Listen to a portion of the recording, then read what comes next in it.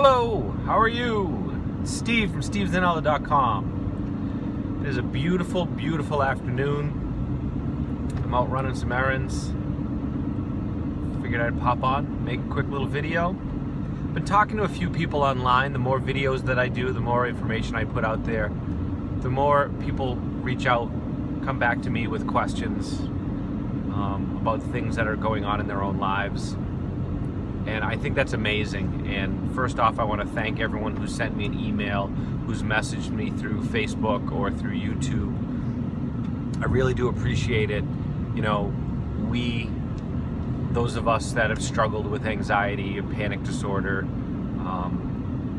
we've become sort of this community, haven't we? And we need to lean on each other for support.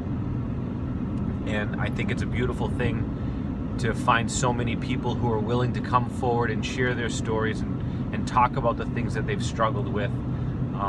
And that applies to myself as well. It's not always easy to come on here to talk about things that are very personal to me, to share my stories, to share my thoughts and ideas. It's hard to put yourself out there. Oftentimes when you make yourself vulnerable, there's a fear involved in it. So my doing these videos and reaching out to people, that's part of my therapy in a way. That's part of my facing my fears, being willing to put myself out there, being willing to be scrutinized or judged, and being okay with that. Stepping forward and putting myself out there, sharing my message, because it's important. It's that important to me that we remove the stigma of anxiety and fear, mental disorders that impact over 40 million adults in this country, and become more comfortable in talking about it. And one of the things that I need to put out there, I've got a lot of people who have reached out to me with questions and comments, and I'm always amazed at what people have gone through in their lives. But I want to address something that I think is critical to taking a step towards dealing with your anxiety and getting past it. And it's your mindset. And I'm not talking about positive thinking. I'm not talking about just grin and bear it or just think happy thoughts. Your mindset when it comes to things that are outside of your control. I hear so many people talk to me about all of these things that have happened, either to them or to loved ones, and they feel as though they're victims. And in many ways, they were victims at the time. But when you hang on to that, you continue to make yourself a victim when you're no longer a victim. This victim mentality is what makes us believe that we don't have the strength and the mental fortitude to overcome the anxiety and the fear that holds us back in our lives. We are always so afraid that we're going to fail again, or something is going to happen, or we're going to be victimized again. We feel that the world is out of our control. The world is not out of your control. In many ways, the world has never been more in your control. You have to understand you're not the victim. You have power. You have the ability to make changes in your life. You can take a stand. You can take control.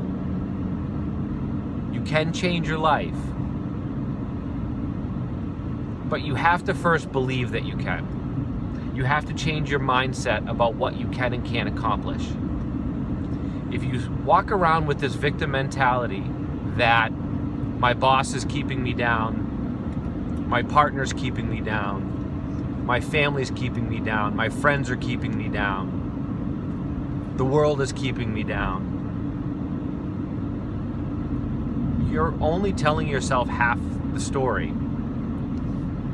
All of those things may be happening, But what those things are doing is they're triggering something in you that is allowing yourself to be held down.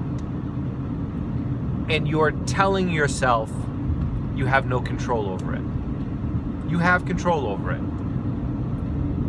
May not be easy, may not be pretty, you may have to make some tough choices, but you do have control over it. And you have to start to believe in yourself again. You have to find that inner strength that is within each one of us so that you can start to overcome this limiting belief that you are not in control and that all of these things are happening to you. Now, I completely understand that there are situations that are out of your control. I very recently lost a loved one to cancer. And that was out of his control. There was nothing he could do. He couldn't make the cancer not be there. He couldn't stop the dying process. But he could control how he chose to go out, how he faced those last few months, weeks, and even days. Keeping a smile on his face, reconnecting with loved ones. Choosing how he was going to be was his choice. He may not have been able to control the cancer that was in his body, slowly draining him of his life.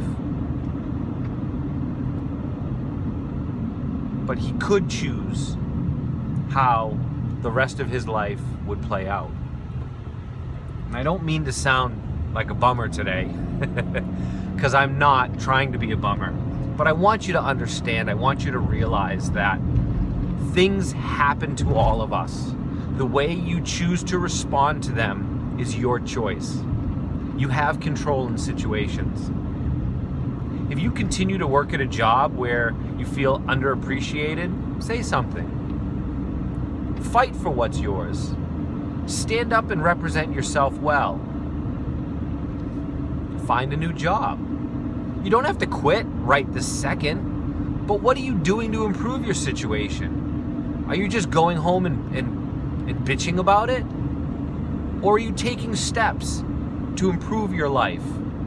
Are you doing things? Are you reading books? Are you taking on new challenges that are going to better you as an individual?